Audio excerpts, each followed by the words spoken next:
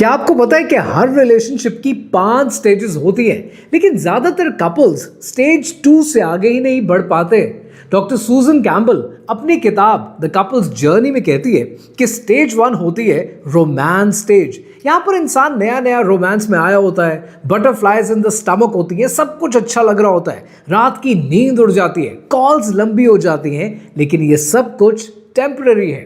Stage 2 power struggle stage है। अब इस स्टेज में कॉन्फ्लिक्ट बढ़ जाते हैं, डिसएग्रीमेंट्स होने लगते हैं, ईगो क्लैशेस होती हैं, मिसअंडरस्टैंडिंग होती है, क्योंकि एक दूसरे के फ्लॉज नजर आने लगते हैं। ये वो स्टेज होती है जहां पर इंसान कहता है कि जितना मैं सोच रही थी ये कोई इतने भी अमेजिंग इंसान नहीं है, और ज्यादातर रिलेशनशिप्स इस स्टेज में खत्म हो जाते हैं। लेकिन उसके बाद फिर तीसरी स्टेज शुरू होती है, और वो है स्टेबिलिटी की स्टेज। अब अगर आप यहां तक पहुंच गए हैं तो यहां से आगे आपकी ग्रोथ शुरू होती है। आप दरगुजर करना, माफ करना, भूल जाना सीख जाते हैं। अब रिलेशनशिप किसी लस्ट पे नहीं, बल्कि आपकी अपनी चॉइस पे चलना शुरू हो जाता है। और फिर आती है चौथी स्टेज, कमिटमेंट की स्टेज। अब यहां तक आते आते आप जिंदगी की तमाम मुश्किलात को मिलकर वन पेज पर एक दूसरे के साथ मिलकर फेस करना शुरू कर देते हैं। रिश्ते में से कंटेम्प्ट खत्म हो जाती है,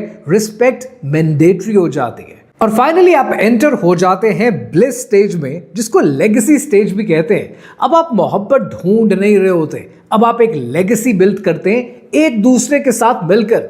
ये लेगेसी मोहब्बत की बेसिस पे होती है, इज्जत की बेसिस पे होती है, मिलकर मुश्किलात झेलने की बेसिस पे होती है, और सबसे बढ़कर मिलकर फैसले करने की बेसिस पे होती है। बट सैडली हमारे यहाँ ज्यादातर रिलेशनशिप स्टेज 2 से आगे नहीं बढ़ पाते, क्योंकि हमें लगता है कि कॉन्फ्लिक्ट हो गया, डिसएग्रीमेंट हो गया, झगड़ा हो गया तो ये हमारा फेलियर है। हम ये भूल जाते हैं कि इसी रास्ते से गुजरकर आप ब्लिस की स्टेज तक पहुंचते हैं। ये जो हमारे यहाँ लफ्ज इस्तेमाल होता है ना, रिश्ता निभाना है, रिश्ता मजबूत बनाना है, ये सब स्टेज 2 के बाद शुरू होता है। और ये तब शुरू होता है जब आप खुद से ये फैसला कर लेते हैं कि एक दूसरे की खूबियों को और एक दूसरे की खामियों को खुश दिली से कबूल करना है।